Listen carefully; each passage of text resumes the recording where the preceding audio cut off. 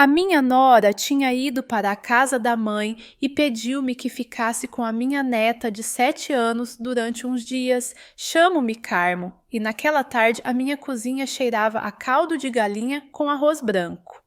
O vapor subia das panelas, a luz amarela da lâmpada caía sobre a mesa de madeira onde alinhei os pratos com cuidado, como quem prepara um abrigo.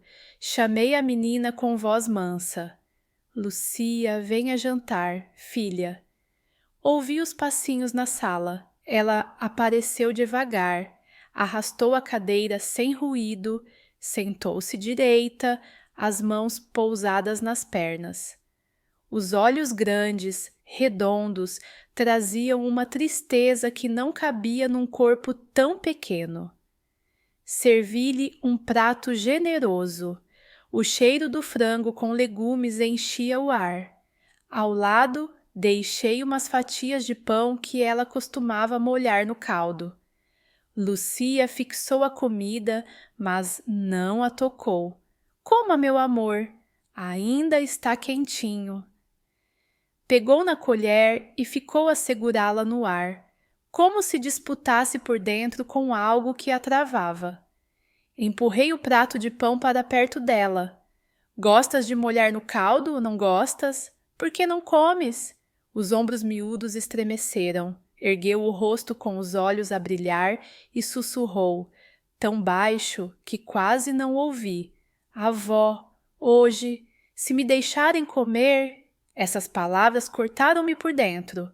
Fiquei imóvel, um sorriso no rosto e uma tempestade na cabeça. Uma criança de 7 anos a pedir permissão para comer. Inclinei-me, toquei-lhe no ombro e disse com toda a ternura: Claro que podes comer, Lucia. Anda, prova. Mal terminei, as lágrimas rebentaram. A colher caiu na mesa com um som seco que me fez tremer o peito. O que foi, filha? Ela apenas chorava, soluços que apertavam a alma. Aproximei o prato, dei-lhe colheradas pequenas, uma a uma, como quem guia um pássaro ferido de volta ao ninho. Entrecarei um riso leve. Está boa, não está? A avó faz o melhor caldo de galinha. Sabia, porém, que havia ali um mal sem nome. Depois do jantar, levei-a para a sala.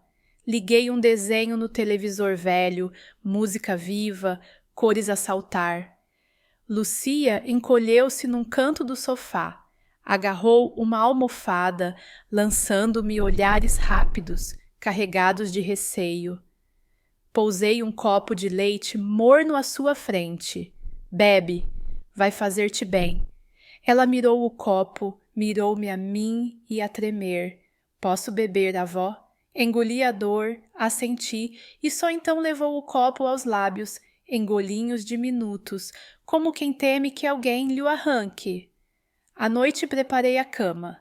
Lucia ajeitou a manta e a almofada com uma precisão que não pertence a uma criança. Ficou de pé, à espera. Dorme. Já é tarde. A voz saiu-me doce, mas por dentro eu ardia. Avó, posso apagar a luz agora? Aquilo gelou-me. Deitei-me ao lado, abracei-a. O corpinho tremia na penumbra. Afaguei-lhe o cabelo até adormecer. Mesmo dormida, as pestanas brilhavam úmidas. Olhei-a e vieram-me memórias de quando a casa transbordava de riso. Agora, restavam cacos a cortar por dentro. Recordei-me de Maria, a minha primeira nora, mãos rápidas na cozinha, um sorriso que iluminava a casa inteira. Trazia tachos para o meu fogão, guardava o melhor pedaço para o Antônio, o meu filho. Sogra, fiz mais um bocadinho para si. Gosta mais picante, não é? E eu dizia que Maria tinha sido um presente que Deus nos dera. Nesses dias, Lucia mal andava, agarrada à saia da mãe, a repetir mamã como uma canção. Acreditei que aquela alegria duraria. A vida não deixa. Quando Lucia fez 2 anos, Maria descobriu um tumor no peito. Lembro-me do telefonema com a voz trêmula e uma serenidade fingida. Sogra, fui ao médico, não parece bem, mas não se preocupe. Corremos entre hospitais, agarradas a cada fio de esperança. Antônio vendeu o carro para pagar tratamentos.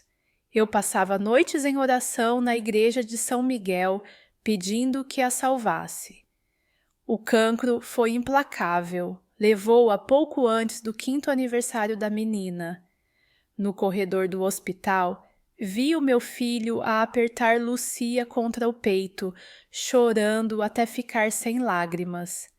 Ela, pequena demais, só perguntava: "Onde está a mamã, pai?" Desviei o olhar. Não tinha resposta. Antônio ficou sozinho com a filha. O trabalho como encarregado de obras obrigava-o a viajar, semanas sem regressar. Pedi que deixasse Lucia comigo. "Mãe, quero cuidar eu, não quero que ela cresça sem o pai." Entendi, mas doía ver a menina à janela, à espera. Comecei a ir mais vezes à casa deles, levar comida, contar histórias, ensinar flores de papel para pendurar no quarto. Lucia ria sim, mas por trás havia um véu de tristeza. 2 anos depois, o meu filho mudou. Menos palavras, cansaço no olhar. Um dia ligou-me feliz. "Mãe, conheci alguém em Coimbra. Chama-se Isabel. É viúva, boa pessoa. Vai dar-se bem com a Lúcia." Fiquei contente e apreensiva. Estaria a menina pronta para uma nova mãe? Quando conheci Isabel, surpreendeu-me o encanto. Chegou com um pudim caseiro, dourado e a cheirar a caramelo. Abraçou Lucia, disse: "Vou amá-la como se fosse minha." A menina agarrou-se a mim. Isabel não reparou. Falou da vida, dos pratos que gostava de cozinhar, do sonho de uma família feliz. O rosto de Antônio tinha uma luz que não via há muito. Disse a mim própria que talvez Isabel fosse a ponte de volta à alegria. 6 meses depois, casaram. Mudaram-se para uma casinha nos arredores de Lisboa, paredes brancas, telhas vermelhas. No dia da mudança, vi Lucia correr com uma bola no quintal. Isabel acariciou-lhe o cabelo. "Brinca devagar, não caias." Pareceu-me tudo certo. Pouco depois, Isabel engravidou e nasceu Diogo. Olhos grandes que lembravam Maria. Fui levar uma manta de lã. Isabel sorria com o bebê ao colo. Lúcia, silenciosa num canto, observava. Chamei-a: "Dá um abraço ao teu irmão." Ela anuiu, afastou-se com a boneca de pano contra o peito. Ao telefone, Isabel dizia sempre: "A Lúcia porta-se bem, brinca muito com o Diogo." Nas visitas, via o contrário. A menina falava menos, corria pouco, perdia o olhar. A mesa que Isabel preparava era farta. Chamava meu amor a Lúcia e passava-lhe o braço pelos ombros. Quando eu desviava os olhos, a menina baixava a cabeça e apertava as mãos. Eu convencia-me. Timidez, saudade da mãe. O coração, porém, começava a desconfiar. Nesse tempo, ainda fui muitas vezes à casa nova. Era um lar bonito, buganvílias a sombrear o portão. Havia uma doçura de fachada, agora sei. Eu, ingênua, não vi as fissuras. Uma tarde, a mesa estava posta com esmero, guisado a fumegar, salada fresca, e, ao centro, o pudim como estrela. Isabel servia sem parar, enchia o copo do Antônio, punha mais carne no prato da menina. A Lúcia adora o guisado, não é, meu amor?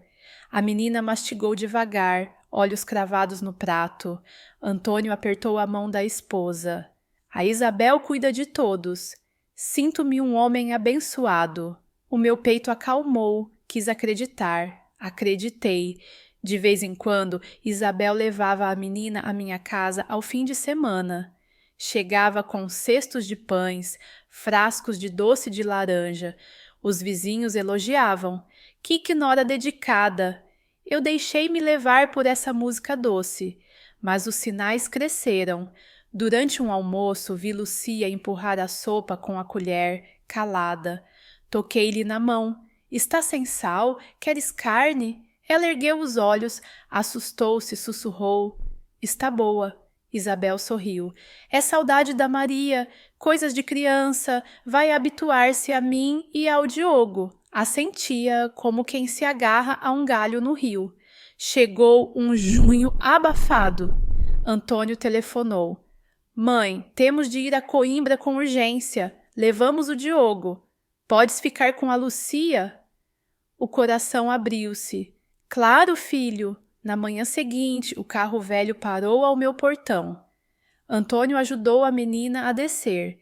Isabel trazia o bebê a bocejar. A mochila cor-de-rosa da Lucia brilhava nos desenhos de princesas. A menina colou-se ao pai, olhos nos sapatos brancos. Isabel entregou-me uma sacola com roupas dobradas. Não se esqueça do leite antes de dormir. E do casaco, que ela esquece sempre. Soavam cuidados de mãe. Agradeci, abracei a neta e senti uma rigidez que me cortou a respiração. Um sorriso pintado nos lábios, a tremer por baixo. Antônio afagou-lhe o cabelo. Porta-te bem com a avó. Volto depressa. Isabel deu um beijo rápido e, ao virar-se para prender o Diogo à cadeirinha, nos olhos da Lúcia brilhou um alívio breve, quase proibido. Quando o carro desapareceu na esquina, a menina alinhou os sapatos, pousou a mochila com método, sentou-se no sofá, braços à volta de uma almofada. Liguei um canal infantil. Ela ficou imóvel, como se o mundo fosse vidro. À hora do almoço, fiz caldo de galinha e arroz. Sabores da memória. Pousei o prato à frente dela. Come, meu amor. A avó caprichou. A mãozinha ergueu a colher e parou, presa. Arrastei uma cadeira, sentei-me ao lado. Se arrefece, perde a graça. Ela mexeu os lábios sem som. Pus um pedaço de frango no prato, sorri. Prova. Levou uma colher à boca, mastigou devagar, os olhos tensos, cada garfada um obstáculo. Pensei, é saudade. O íntimo disse, não. No dia seguinte, acordei cedo para o pequeno almoço. Tostei pão, esfreguei tomate, um fio de azeite, leite morno. Lucia, vem comer! Entrou em silêncio, sentou-se direita, mãos nas pernas, olhar na madeira. Empurrei o prato, sorri. É como gostas. Ela segurou uma fatia, deteve-se e perguntou, muito baixo. Avó, posso comer isto? Engoli em seco. Claro que podes. Fiz para ti. Deu uma dentadinha, mastigou com medo. Servi mais leite. Posso beber mais? Assenti. Por que pedir licença para o pão e o leite? Fomos a pé à escola, passando pela praça do bairro. Comprei churros quentes.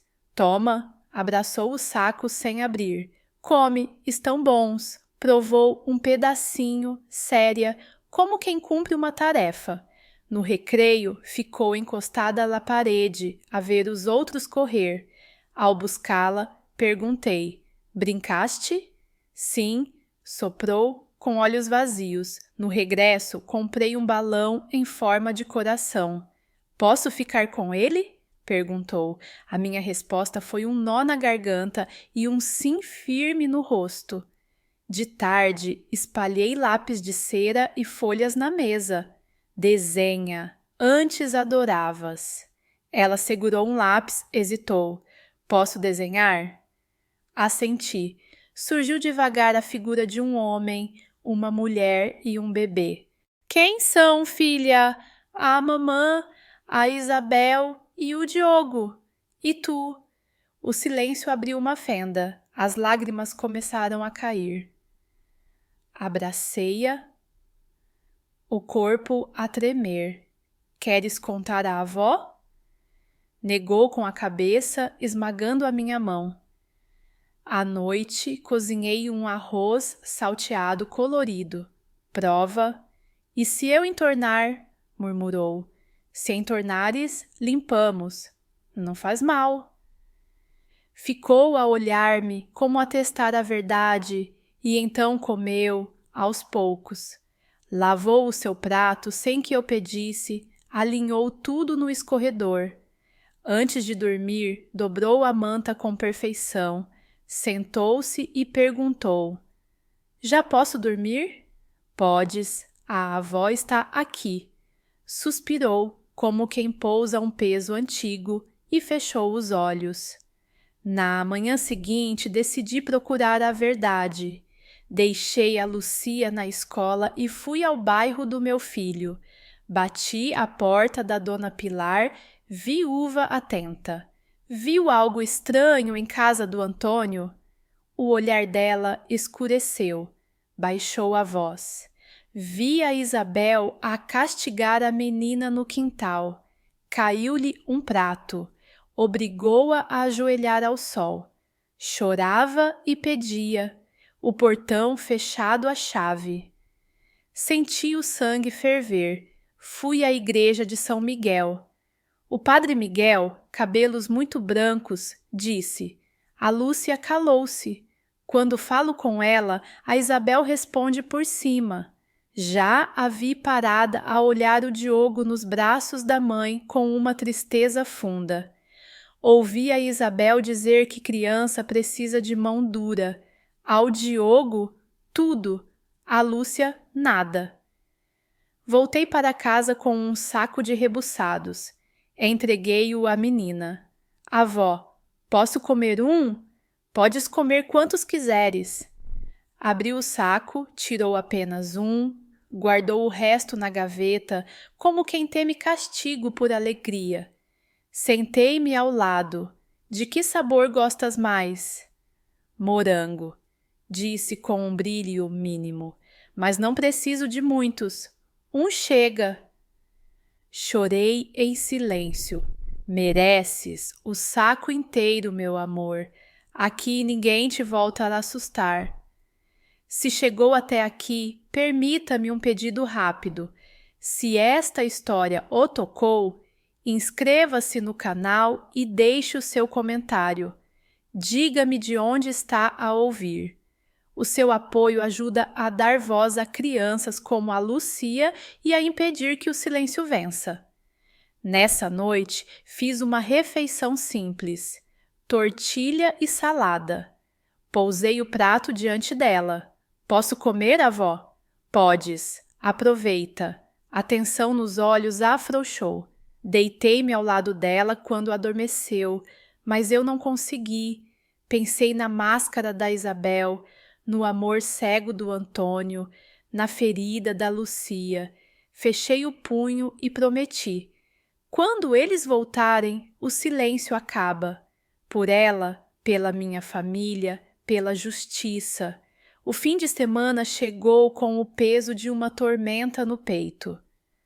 Quando o velho carro do Antônio estacionou diante do meu portão, já sabia que aquele dia não seria igual aos outros. O meu coração batia tão forte que quase podia ouvi-lo. O motor calou-se e vi o meu filho sair, o rosto cansado mas iluminado ao avistar a filha. Atrás dele vinha a Isabel, de sorriso largo, trazendo o pequeno Diogo nos braços, balbuciando sons inocentes. Segurei firme a mão da Lucia. A menina, colada a mim, tremia. Antônio abriu os braços. Filha, vem, o papá sentiu tanta falta de ti. Mas a menina apenas se encolheu mais contra mim. Deixou-se abraçar um instante e logo se escondeu atrás da minha saia. No rosto do meu filho via surpresa e um desconforto que não queria admitir. Isabel entrou de seguida, pousou um saco de presentes sobre a mesa e, com voz cheia de entusiasmo, disse: Mãe, trouxemos vinho e doces típicos de Coimbra. Vai adorar.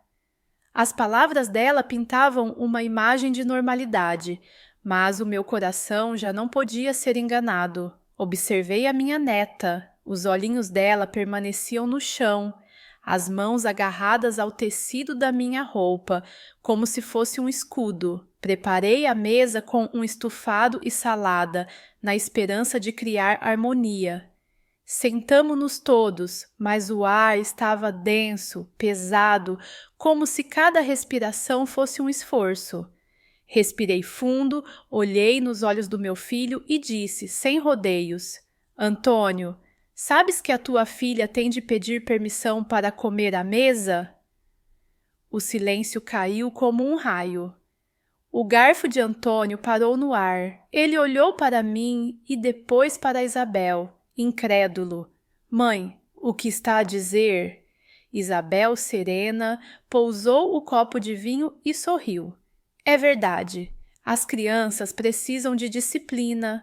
Comer é um privilégio, não um direito automático. Quero que a Lucia aprenda a comportar-se. A raiva percorreu-me inteira. Bati a mão na mesa. Isso não é disciplina, Isabel. É crueldade. A menina tem apenas 7 anos. Não lhe podes roubar a dignidade de comer. O meu filho franziu o senho. Mãe, talvez estejas a exagerar. A Isabel cuida de todos.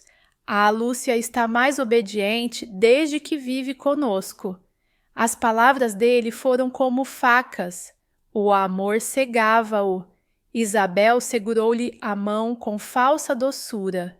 Quero apenas educar a nossa filha com firmeza. E o Diogo crescerá da mesma forma. Olhei para a menina. Estava imóvel, olhos marejados, o prato intocado diante dela. Olha para ela! Gritei, a voz a quebrar-se. Vês o medo? É esse o resultado da tua disciplina, Isabel. Antônio virou-se para a filha, mas ela manteve a cabeça baixa, mãos escondidas no colo, sem ousar falar. A atmosfera tornou-se insuportável. Diogo balbuciou mama e Isabel levantou-o, enchendo-o de carícias. A distância entre os dois irmãos era um abismo aberto à minha frente. O meu filho calava-se, preso entre duas verdades que não queria enfrentar. Eu desejava contar-lhe tudo, o que a vizinha Dona Pilar tinha visto, o que o padre Miguel me tinha confessado. Os murmúrios de medo da própria Lucia, mas temi que ele não acreditasse. Temia que o amor por Isabel o cegasse ainda mais. Isabel, como pressentindo o perigo, ergueu-se com o filho ao colo e disse friamente: A forma como criamos os nossos filhos é assunto de família. Ninguém tem o direito de se meter, nem mesmo a senhora, mãe. E sem esperar resposta, acrescentou: Amanhã volto para buscar a Lúcia. As suas palavras foram uma bofetada. Apertei a mão da menina, sentindo o tremor a atravessar-lhe o corpo. Vi Isabel sair com o meu filho arrastado pelo braço e percebi que não podia mais esperar. Chegara o momento de agir. Quando a porta se fechou, peguei a minha neta ao colo. Não tenhas medo, filha. A avó não deixará que voltes para aquele lugar. Ela chorava, mas nos olhos brilhava uma centelha de esperança. Na manhã seguinte, o sol mal entrava pelas frestas e já o meu coração estava em guerra. Preparei-lhe o pequeno almoço, mas os olhos dela continuavam marcados pelo receio. O som de uma buzina cortou o ar. Tinham chegado. Antônio saiu do carro, um sorriso forçado.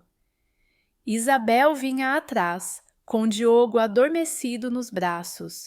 Lucia, arruma as tuas coisas, vamos para casa, disse o pai. A menina, sentada no sofá com a boneca de trapo, ficou pálida. Agarrou-se a mim, olhos abertos de pânico. Isabel pousou o bebê, ergueu a voz fria. Rápido, Lucia, não faças o teu pai esperar. Aquelas palavras soaram como ordens militares. A menina chorou, desesperada. Avó, não quero ir, tenho medo. Antônio parou, como se um raio o tivesse atingido. Estendeu a mão, mas a filha enterrou o rosto no meu ombro. Isabel, impaciente, ordenou. Basta de birras, anda já. Foi então que, com uma coragem que não sabia que tinha, tirei o telefone. Marquei o número da minha amiga Helena, advogada.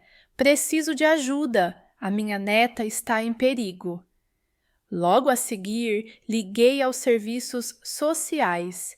Expliquei tudo, a voz a tremer, mas firme. A minha neta Lucia é maltratada, preciso de intervenção imediata.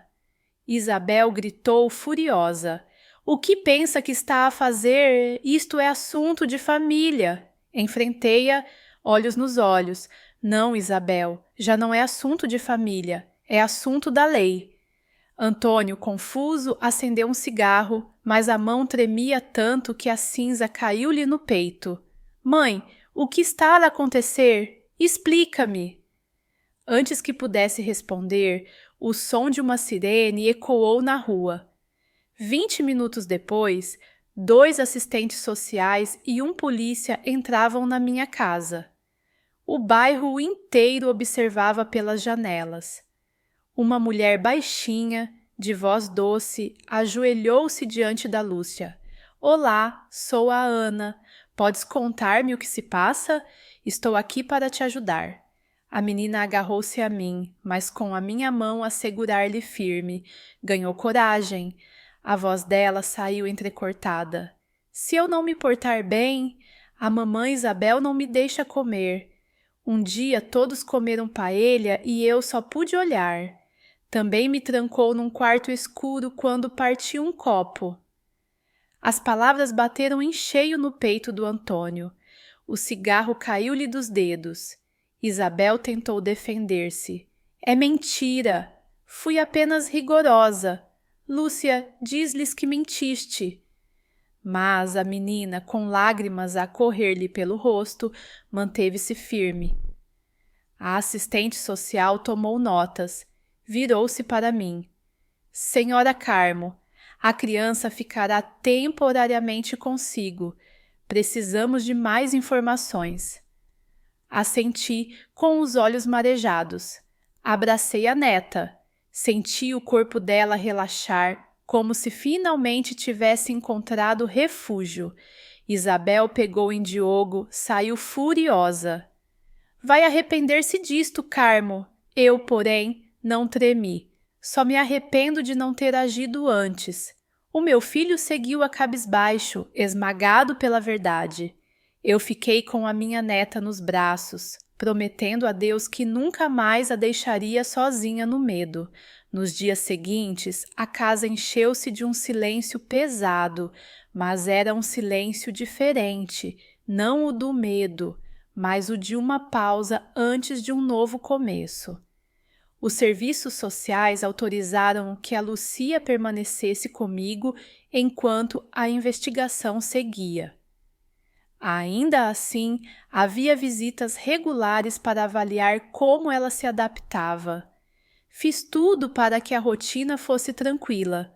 Acordar cedo, pequeno almoço simples de pão com manteiga e leite quente, levá-la à escola, buscá-la à tarde e preparar jantar com receitas que ela gostava. Aos poucos, notei mudanças. No primeiro dia, Lucia ainda comia devagar. olhando sempre para mim antes de levar a colher à boca, como quem buscava aprovação. No segundo, arriscou uma gargalhada pequena quando lhe dei um rebuçado escondido no bolso. No fim de semana seguinte, trouxe da escola um desenho colorido e mostrou-mo com os olhos a brilhar. Avó, a professora disse que estava bonito. Abracei-a, sentindo uma alegria que há muito não conhecia. Mas também sabia que a batalha estava longe do fim. No fundo da menina ainda havia medo, como se as sombras da casa da Isabel continuassem a persegui-la. À noite, quando a cobria com a manta, ela perguntava em voz baixinha: "Posso dormir agora?" E eu respondia sempre: "Sim, meu amor, aqui estás segura." Entretanto, a notícia do conflito espalhou-se pelo bairro. A vizinha Dona Pilar veio bater-me à porta. "Carmo, se precisar, eu testemunho. Vi com os meus próprios olhos aquela mulher obrigar a menina a ajoelhar-se no quintal, debaixo do sol." Agradeci-lhe com lágrimas nos olhos. No domingo, procurei o padre Miguel, que confirmou o que já me tinha dito. A Isabel trata o pequeno Diogo com mimos, mas a Lúcia ignora como se não existisse. Isto não é educação, é crueldade disfarçada. Juntei cada palavra, cada testemunho, como quem recolhe pedras para construir uma ponte. Sabia que iria precisar de provas quando chegasse o julgamento. Uma tarde recebi a visita de Helena, a minha amiga advogada. Sentou-se à mesa da cozinha, espalhou papéis e disse com firmeza: "Carmo, temos o suficiente para levar este caso a tribunal. A declaração da criança, os testemunhos da vizinha e do padre, além do relatório dos assistentes sociais. A Isabel não conseguirá escapar." Suspirei fundo. Parte de mim temia enfrentar a verdade diante de todos. Outra parte ardia de raiva e queria gritar ao mundo que a minha neta tinha sido maltratada. "Helena, não quero vingança, só quero que a Lúcia volte a sorrir sem pedir licença." Ela segurou minha mão. "E vai sorrir." Quando o dia da audiência chegou, a cidade de Lisboa parecia mais cinzenta do que nunca. O edifício do tribunal erguia-se imponente, paredes de pedra fria que metiam respeito. Vesti a Lúcia com um vestido azul simples, prendi-lhe o cabelo com uma fita branca. A menina segurava a minha mão com tanta força que os dedos me doíam, mas não a larguei. Dentro da sala, o juiz olhou-nos com seriedade. A Isabel estava sentada ao lado do advogado, com o rosto pálido, mas ainda tentando manter a compostura. O meu filho Antônio, dividido, tinha os olhos vermelhos, como se não tivesse dormido. Diogo ficou com uma ama fora da sala. A assistente social apresentou primeiro o relatório. Descreveu a falta de comida como forma de castigo, o isolamento em quarto escuro, o medo constante da criança. Depois veio o testemunho da Dona Pilar, a voz firme apesar da idade. Vi aquela menina a chorar de joelhos no chão quente. Pedi a Isabel para a deixar levantar, mas ela mandou-me embora. O padre Miguel falou em seguida, a sua voz grave ecoando pela sala. Há uma diferença entre educar e humilhar, e eu vi humilhação. Chegou a vez do depoimento gravado da Lúcia. A minha neta não precisou estar diante de todos, mas a sua voz infantil ressoou no espaço. "Se não me porto bem, a mamãe Isabel não me dá jantar. Um dia todos comeram arroz e eu só olhei." Cada palavra era uma faca. O Antônio cobriu o rosto com as mãos, incapaz de sustentar a vergonha. A Isabel, nervosa, tentou justificar-se. Queria apenas ensinar disciplina, nunca quis fazer mal. A menina está a exagerar. Mas a máscara já tinha caído. As provas eram demasiadas, os testemunhos demasiado claros. O juiz pronunciou a sentença. Isabel foi considerada culpada de maus-tratos infantis. Condenaram-na à prisão e o divórcio com Antônio foi decretado. A custódia total da Lucia ficou com o pai, enquanto o pequeno Diogo permaneceria com a mãe, mas Antônio teria direito de visita. As palavras do juiz caíram como um martelo, pondo fim a meses de dor escondida. Olhei para a minha neta e vi os olhos dela marejados, mas desta vez não de medo, e sim de alívio. Naquela noite, de regresso à minha casa, preparei uma paella farta. O cheiro de açafrão e mariscos encheu a cozinha. Pousei o prato diante da Lucia. Ela olhou-me com timidez e perguntou: Avó, posso comer? Sorri, contendo as lágrimas. Podes, meu amor, come tudo o que quiseres. E ela comeu, pela primeira vez em muito tempo, sem pressa, sem medo. Pediu até para repetir. A sua risada, clara como um sino, ecoou pela sala. Senti que finalmente a infância dela estava a regressar. Depois da audiência, Lisboa parecia respirar de outra forma. Já não era o mesmo cinzento de pedra e silêncio. Havia uma claridade suave, como se até o céu tivesse decidido aliviar-se. Levei a Lucia pela mão até casa e no caminho ela apertava a sua boneca de pano contra o peito, sem largá-la um segundo. O rosto ainda guardava sombras, mas nos olhos surgia um brilho tímido, uma esperança que antes não ousava mostrar. O meu filho Antônio veio ter conosco nessa noite. Quando entrou na sala, parecia um homem quebrado. Sentou-se no sofá, chamou a filha com voz trêmula. Filha, vem cá. A menina aproximou-se devagar, como se cada passo fosse uma dúvida. Então, Antônio ajoelhou-se diante dela, segurou-lhes as mãos pequenas e disse: Perdoa-me, Lucia.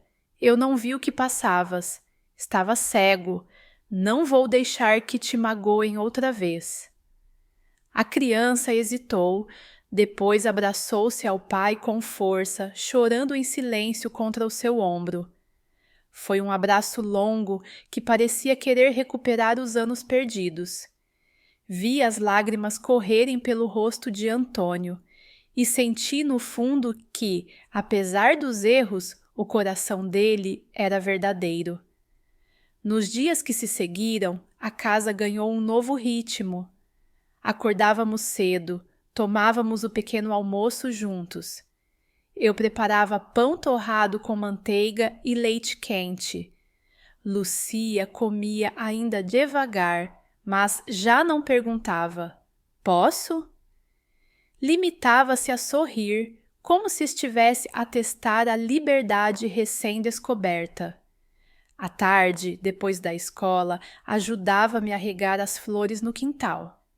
Gostava de despejar a água devagarinho sobre os vasos, e eu aproveitava para lhe contar histórias da minha infância em Évora, quando corria entre oliveiras e ria até não ter fôlego. A menina escutava atenta e às vezes deixava escapar uma gargalhada breve. Essas pequenas risadas eram como música para mim. Um sábado levei-a à feira do bairro.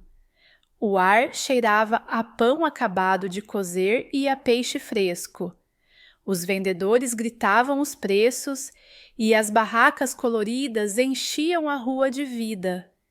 comprei-lhe um balão vermelho em forma de coração. Ela agarrou-o com as 2 mãos e pela primeira vez soltou uma gargalhada clara, deixando o balão subir alto contra o céu. Foi como ver um passarinho sair da gaiola. Antônio esforçava-se para reconstruir a confiança com a filha. Levava-a ao parque, empurrava-a no baloiço, comprava-lhe gelados na praça.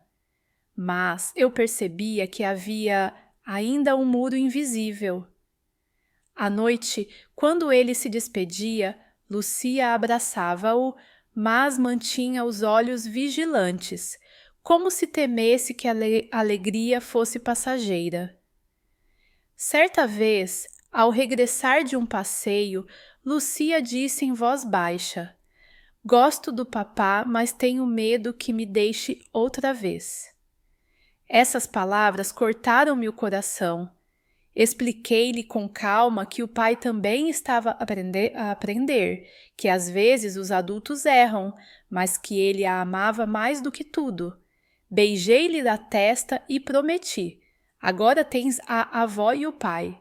Nunca mais estarás sozinha." De vez em quando, o pequeno Diogo vinha visitar-nos com a mãe de acolhimento temporário. Era um bebê alegre, cheio de energia. Corria pelo quintal, ria às gargalhadas quando via a bola a rolar. Lucia observava-o de longe, segurando a boneca de pano.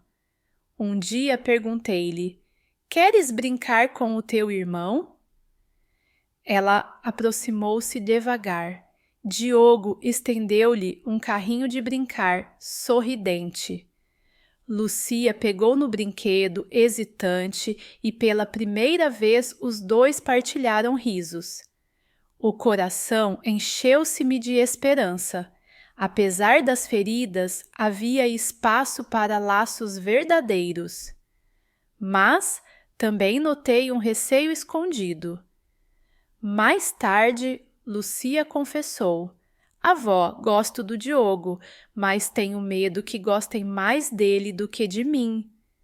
Abracei-a, acariciei-lhe o cabelo e disse com firmeza: "Não, meu amor, o amor não se divide, multiplica-se. Tanto tu como o Diogo serão sempre amados." As semanas passaram. A Lúcia começou a trazer da escola desenhos cheios de cor. Já não eram apenas rabiscos de figuras tristes. Agora apareciam casas com janelas abertas, flores amarelas, árvores verdes. Uma vez mostrou-me um desenho de 3 pessoas: um homem, uma mulher e uma criança. Apontei e perguntei: "Quem são?" Ela sorriu e respondeu: "O papá, a avó e eu." As lágrimas vieram-me aos olhos. Era a prova de que a ferida começava a sarar. Numa tarde de domingo, organizei um almoço grande. Fiz arroz de pato, uma das receitas favoritas da nossa família. Convidei alguns vizinhos e o padre Miguel. A mesa ficou cheia de conversas e gargalhadas. A Lucia correu pelo quintal com outras crianças, segurando o balão vermelho que ainda guardava do mercado. Quando regressou à mesa, sentou-se entre mim e o pai e disse com voz firme: "Hoje não precisei de pedir licença para comer." Todos se calaram por um instante. Depois, Antônio puxou-a para si, emocionado, e eu apertei-lhes a mão debaixo da mesa. Foi como um selo. A infância dela estava finalmente a renascer. Apesar disso, as noites ainda traziam sobressaltos. Por vezes, acordava a chorar, agarrada à almofada, murmurando: "Não me trancem, por favor." Eu corria ao seu quarto, embalava-a e repetia: "Aqui ninguém te fecha, aqui estás livre." Nessas horas entendia que as cicatrizes não desaparecem de um dia para o outro. A cura é lenta, mas cada gesto de amor é um passo em frente. Enquanto isso, Isabel continuava presa em Coimbra, à espera de julgamento final. A sua sombra já não ameaçava diretamente, mas eu sabia que a lembrança dela ainda vivia no coração da minha neta. Era por isso que todas as manhãs, ao ver a Lucia sorrir à mesa, eu agradecia a Deus, porque mesmo depois da escuridão mais dura, a luz consegue sempre abrir caminho. E naquele sorriso tímido vi não apenas a sobrevivência de uma criança, mas também a prova de que o amor verdadeiro é mais forte do que qualquer castigo. Os dias seguintes foram de arrumação, não só da casa, mas do coração. Havia gavetas por dentro que eu já não abria há muito tempo, medos que guardei, culpas que nunca disse em voz alta, promessas feitas em silêncio. Agora, com a Lucia a dormir sem sobressaltos em casa, eu e o Antônio decidimos que não bastava sobreviver, era preciso reconstruir. Começamos pelo que é simples, um quadro de rotinas na porta do frigorífico, horas de acordar, escola, lanche, trabalhos de casa, banho, histórias antes de dormir. A Lúcia ajudou-me a desenhar pequenos ícones com lápis de cor, um sol para amanhã, um livro para a leitura, uma estrela para a hora de fechar os olhos. Foi a primeira vez que a vi a planear o próprio dia com um sorriso desarmado. Assim eu sei o que vem a seguir, avó, disse. E eu pensei que, no fundo, é isso que cura, poder antecipar o próximo passo sem medo. Às quartas-feiras, depois das aulas, passamos a ir ao jardim perto da igreja de São Miguel. Levávamos pão para os pombos e a Lucia corria atrás deles, a rir quando o bando levantava voo de repente. O Antônio encontrava-nos lá sempre que podia. Às vezes chegava de botas e colete fluorescente, diretamente da obra. Sentava-se no banco, cansado mas atento, e deixava que a filha lhe contasse o dia. A composição sobre a primavera, a nova canção de música, o teatro que a professora queria montar. Numa dessas tardes, a professora enviou um recado. Seria bom a Lúcia falar com a psicóloga da escola. Eu e o meu filho olhamo-nos. Havia feridas que o amor não cicatriza sozinho. No consultório, a psicóloga falou com serenidade. Vamos trabalhar o medo e a culpa. As crianças maltratadas costumam convencer-se de que fizeram algo para merecer. A Lúcia, calada, mexia no fitilho branco do cabelo. Mas eu prometo que aqui ninguém precisa de autorização para existir, disse a psicóloga, e eu senti uma pedra a sair-me do peito. Nas semanas seguintes, a Lúcia começou a desenhar mais casas com janelas abertas, a pôr 2 travessas na mesa de cada desenho, uma para mim, outra para quem amo. Era um sinal. O Diogo continuava com a família de acolhimento em Coimbra, enquanto o processo da Isabel transitava em julgado. O tribunal confirmou a pena e a proibição de se aproximar da Lucia. Ao mesmo tempo, estabeleceu um regime de visitas para o Antônio ver o filho mais novo. As viagens de Lisboa a Coimbra tornaram-se parte da rotina do meu filho. Eu preparava-lhe uma lancheira com rissóis e maçãs. Antes de partir, ele agachava-se diante da Lucia. Queres mandar um desenho para o teu irmão? E quase sempre ela fazia 2, um sol enorme que envolvia 2 crianças de mãos dadas. A primeira vez que o Diogo veio a Lisboa para passar uma tarde conosco, trouxe um carrinho vermelho de plástico, gasto nas rodas, mas com um brilho orgulhoso nos olhos. A Lúcia esperou-o no portão, a boneca de pano encostada ao peito. Quando o irmão entrou no quintal, ela estendeu-lhe um balão velho em forma de coração, o mesmo que ganhara na feira e guardara a todo o custo. É para a tia, disse. O Diogo sorriu, mas antes de pegar no balão, ofereceu-lhe o carrinho. Trocamos. Os dois riram. Ficaram assim muito tempo a empurrar o carrinho pela pedra do quintal, a ver o balão sacudir-se ao vento. Eu e o Antônio ficamos a olhar sem dizer nada, com as mãos poídas de tanto querer segurar o mundo para que nada os magoasse. Nem tudo era fácil.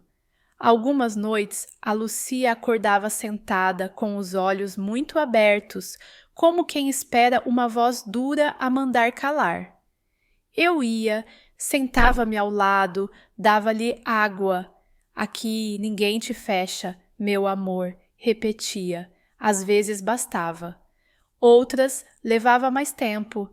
Nessas horas, eu lembrava-me da Maria, a primeira nora, o riso gentil, o cuidado com as panelas, a forma como olhava a filha como quem segura a luz. Dizia baixinho: ajuda-nos a ensinar-lhe a paz, Maria, ensina-nos a ficar. E ficávamos. O bairro também se reacomodava à nova história.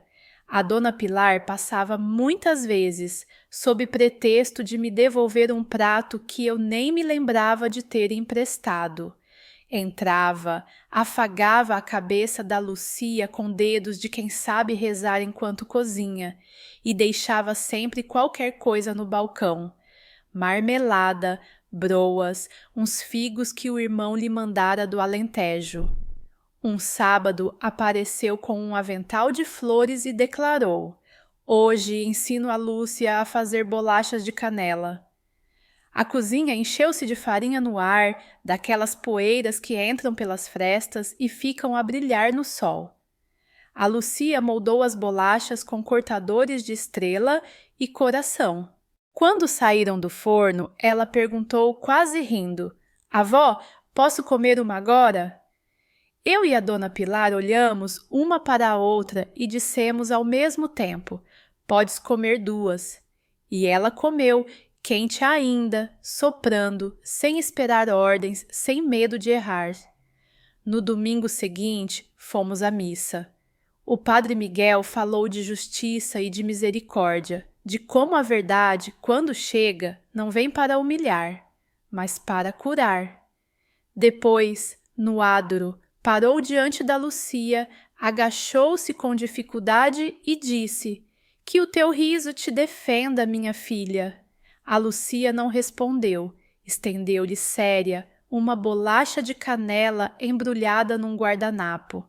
Ele riu: e que a tua generosidade te guarde. Eu sorri. Há bênçãos que são pão simples. O Antônio também mudou. Começou a chegar mais cedo do trabalho, mesmo que isso significasse levantar-se ainda de noite para terminar relatórios. A casa ganhou o som do chuveiro dele às 7, do barulho das chaves às 18h30, da ralação das cenouras que ele insistia em preparar para a sopa da filha.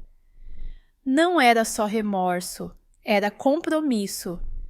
Um dia, quando eu ia pôr a mesa, encontrei-o parado à porta do quarto da Lúcia, a ver a menina adormecida com o braço aberto sobre o urso de peluche. Tinha o olhar de quem promete a si mesmo uma fidelidade nova. Mãe, sussurrou, eu devia ter visto. Eu toquei-lhe no ombro. Agora vês, não desistas de ver. Ele assentiu, e eu soube que aquele ver ia salvá-los. A meio do mês, a escola organizou uma pequena apresentação. Cada criança diria uma frase sobre o que é casa. A Lúcia trouxe-me o papel, muito compenetrada, e pediu para ensaiar. Casa é onde não se pede licença para ter fome. Leu devagar. A frase era da professora, mas na boca da minha neta ganhou carne e ossos. No dia da apresentação, a sala estava cheia de pais. O Antônio sentou-se na primeira fila, as mãos entrelaçadas. Quando a Lucia se levantou para a sua vez, todo o barulho caiu. Ela respirou fundo e disse clara: casa é onde não se tem medo de existir. O silêncio que se seguiu não era vazio, era um abraço. O meu filho chorou sem se esconder. Eu apenas rezei, com a cabeça baixa, um obrigado teimoso. Chegou o verão. O calor trouxe tardes longas e eu comprei uma pequena piscina de plástico para o quintal. A Lúcia chapinhava, o Diogo, quando vinha, atirava a água com as mãos gorduchas e o Antônio ria-se, encharcado. À noite fazíamos gelatina em copos de vidro e ficávamos no alpendre a contar estrelas. Qual é a tua? Perguntei uma vez. A Lúcia apontou para uma que mal se via. A mais teimosa. Eu ri. Então é tua mesmo. Nessa mesma altura, o advogado da Isabel apresentou um recurso. A notícia caiu como pedra na água calma. A Lucia ouviu-nos murmurar e ficou séria. Sentei-me com ela. Expliquei que a lei tem degraus, que alguns homens tentam subir ao contrário, mas que nós não deixaríamos que ninguém a fizesse descer outra vez. O padre Miguel veio à casa tomar café. Explicou com palavras simples que as decisões do tribunal mantinham-se, que a proteção continuava. Ainda assim, percebemos que a sombra voltara a rondar o quintal. O Antônio ligou ao seu superior e pediu para ficar apenas em obras na cidade durante uns tempos. Quero estar perto, disse-me. É assim que se aprende a ser pai, ficando. As noites voltaram a ser calmas. Uma, em particular, guardo como quem guarda um relicário. A Lúcia entrou na cozinha de mansinho, já de pijama, e perguntou: avó, posso pôr a mesa do pequeno almoço de amanhã? Eu sorri. Podes. Ela trouxe os pratos pequeninos, colocou o pão na caixa, alinhou as chávenas como soldadinhos e, no fim, deixou um bilhete dobrado junto ao meu lugar. Li mais tarde, quando ela já dormia. Obrigada por me dares casa. Fiquei ali, de avental ainda atado, a chorar baixinho, com a certeza de que algumas palavras são remédios que se tomam devagar. Com o tempo, voltamos a Évora por um fim de semana. Quis mostrar à Lúcia as oliveiras da minha infância. Fomos até o campo ao final da tarde.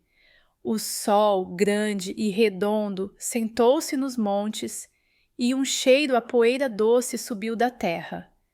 A Lucia correu entre as árvores, penteando o ar com os dedos, e gritou: avó, olha, o céu cabe na minha mão. Eu ri alto, coisa rara. O Antônio tirou fotografias sem fim, como se quisesse prender aquele instante dentro do bolso.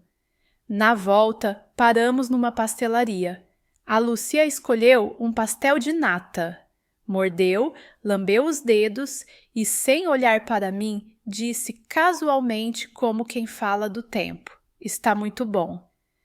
Não pediu, não esperou, apenas provou a vida. Antes de regressarmos a Lisboa, passamos pela pequena ermida que fica no alto da estrada.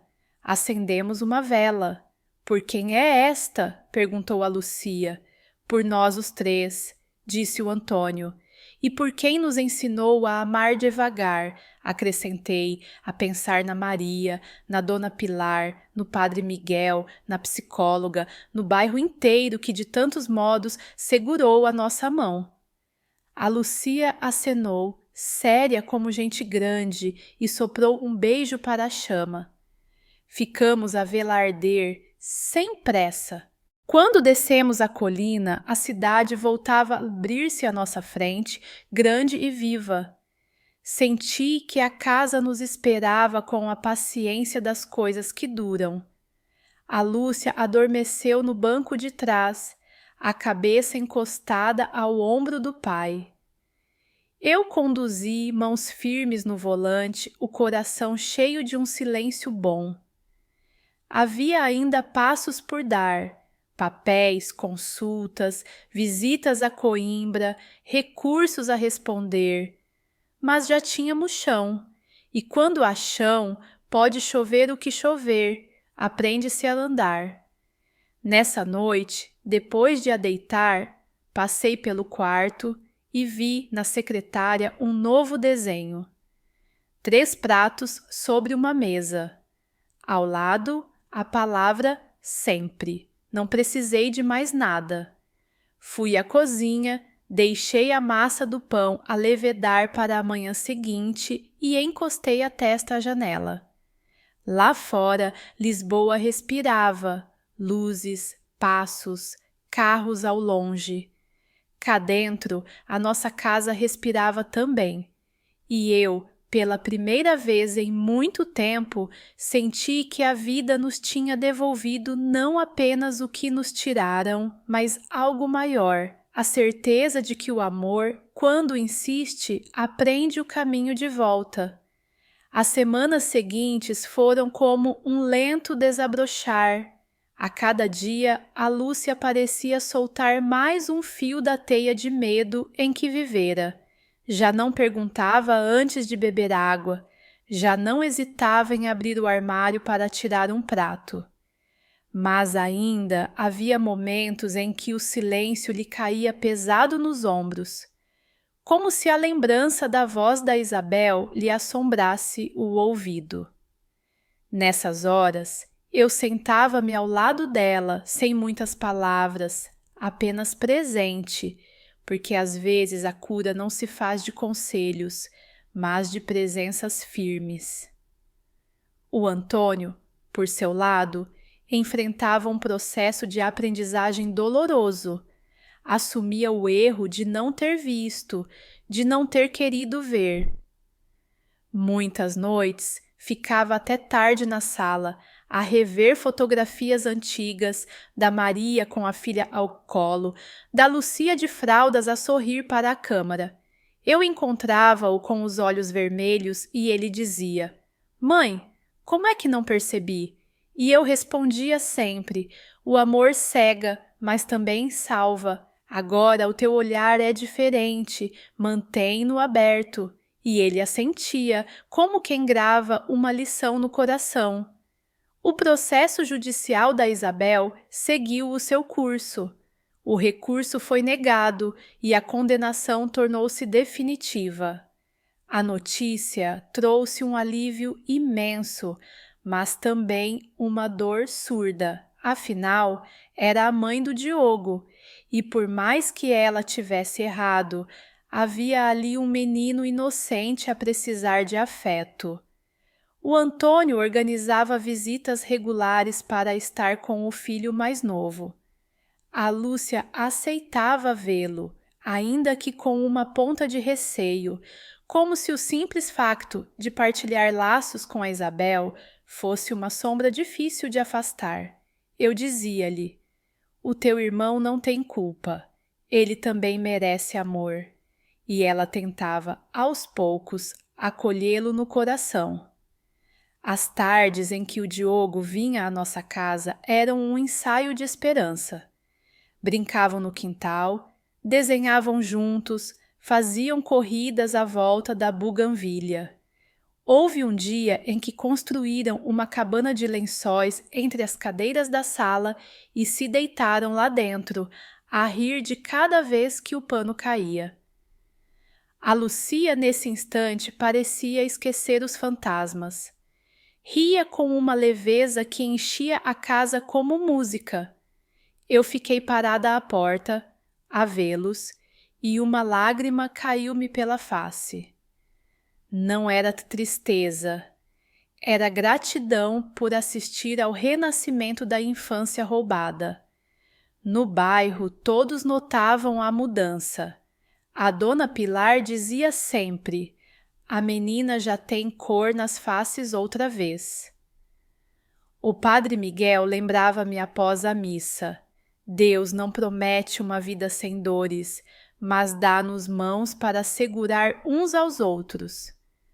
Até os vizinhos que pouco falavam começaram a cumprimentar mais, a trazer pequenas ofertas de fruta, como se quisessem participar, ainda que de longe, dessa reconstrução.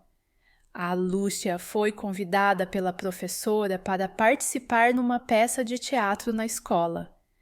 O papel era pequeno, uma flor que abria as pétalas ao sol. Mas para ela foi como ser protagonista.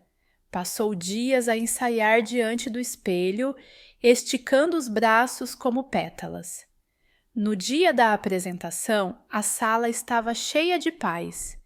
Quando chegou a sua vez, abriu os braços e disse em voz clara: "Eu cresço porque o sol me aquece." O Antônio chorou baixinho e eu, ao lado, apertei-lhe a mão.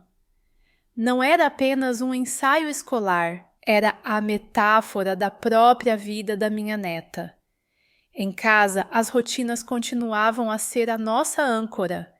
Pequenos almoços com pão quente e leite morno, tardes de estudo acompanhadas por chá de camomila, noites com histórias lidas à luz amarela da sala. A Lucia já não precisava de pedir licença para repetir o prato.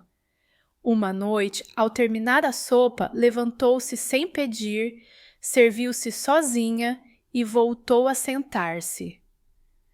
Quando me olhou, havia um brilho travesso nos olhos.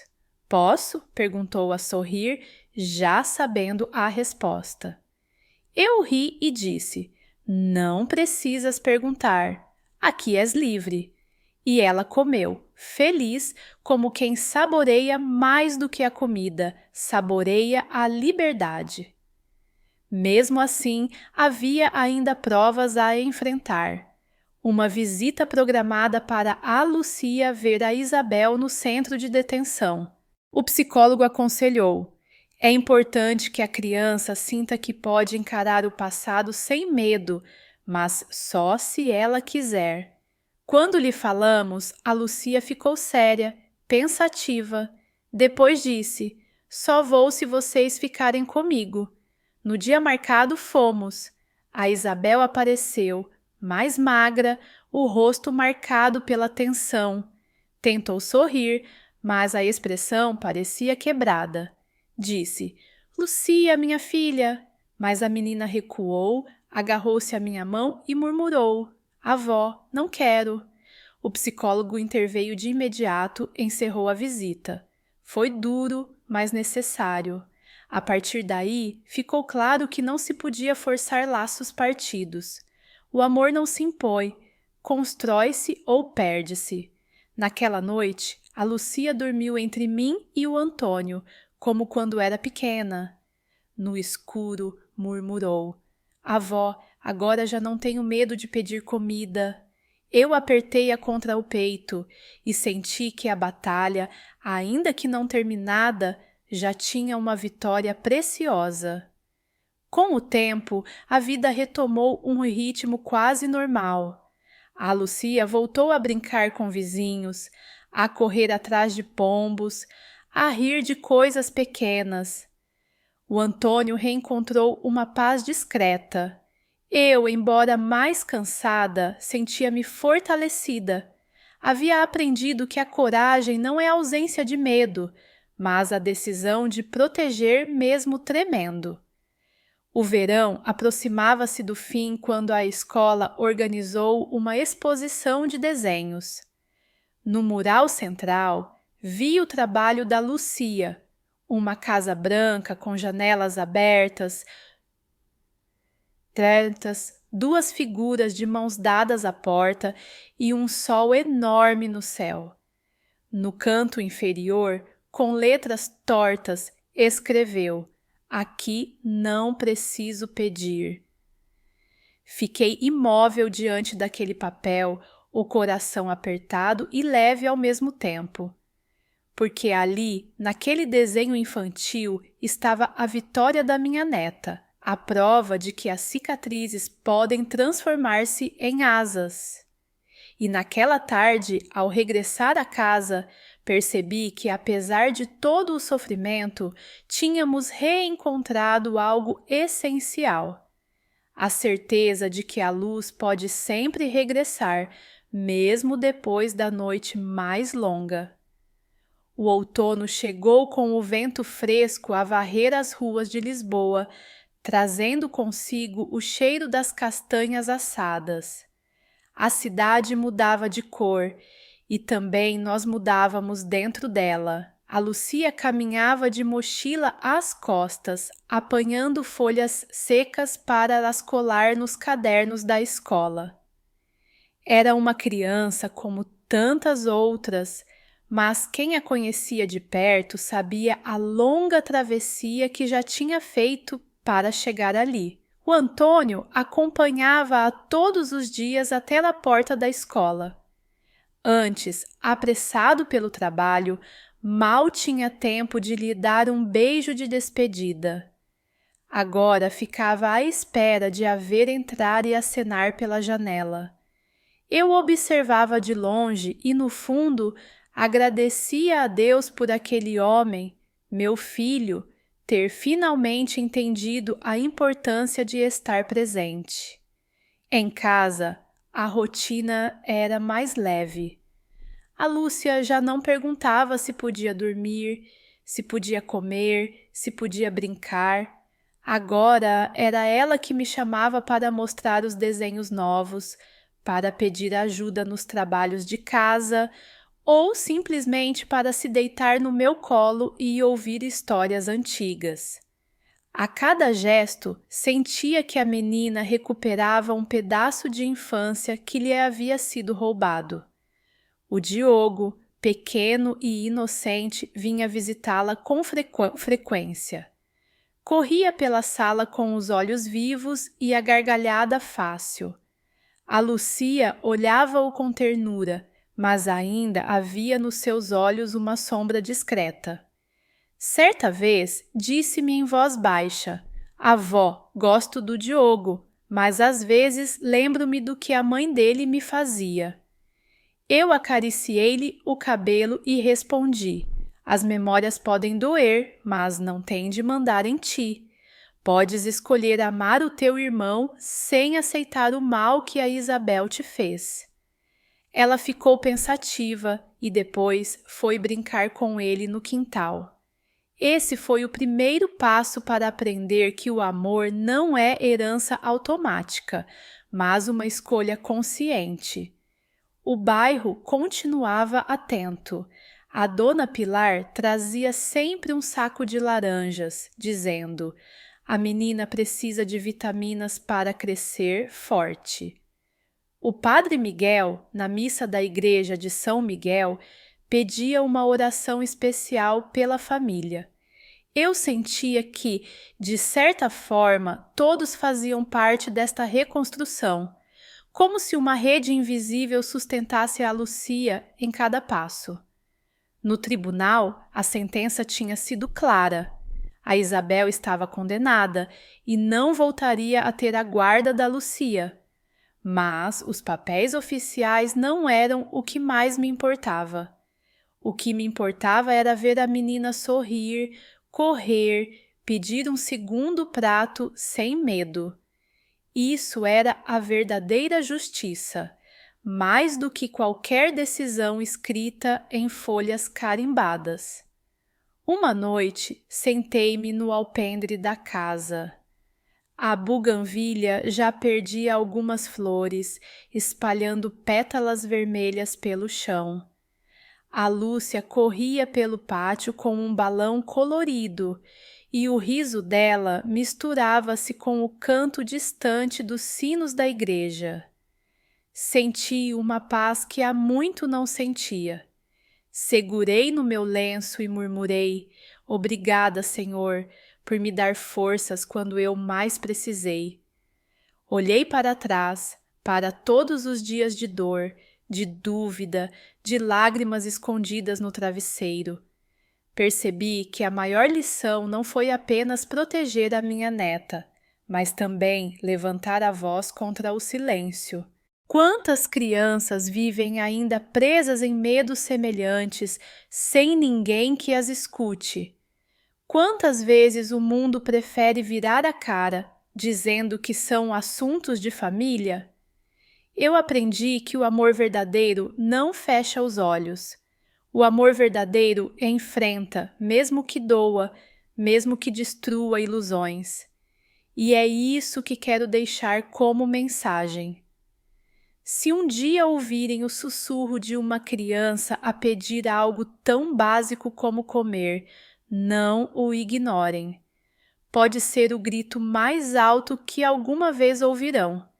Naquele final de tarde, abracei a Lucia. Ela encostou a cabeça ao meu peito e disse baixinho: Avó, agora sinto que estou em casa. As lágrimas caíram-me silenciosas, mas eram lágrimas de esperança. Eu sabia que o caminho ainda teria pedras, que as cicatrizes não desaparecem de um dia para o outro. Mas também sabia que tínhamos vencido a escuridão e que, a partir dali, a minha neta podia finalmente viver como merecia. Livre, amada e sem medo.